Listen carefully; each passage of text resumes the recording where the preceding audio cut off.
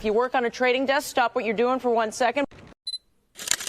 In the heart of Wall Street, a man named Bernie Madoff was running a secret empire. He was a respected figure, a former chairman of the Nasdaq Stock Exchange.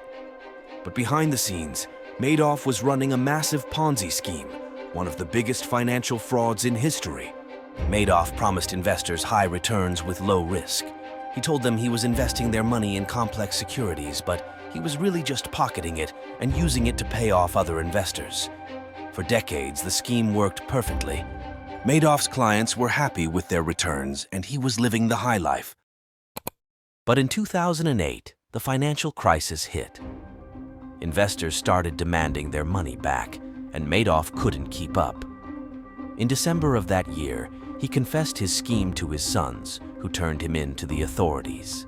Madoff was arrested and charged with 11 federal crimes. He pleaded guilty and was sentenced to 150 years in prison. He died in prison in 2021. The Madoff scandal was a devastating betrayal of trust. It ruined the lives of thousands of investors, many of whom lost their life savings. It also damaged the reputation of the financial industry and led to calls for reform of the regulatory system. Bernie Madoff was a master manipulator.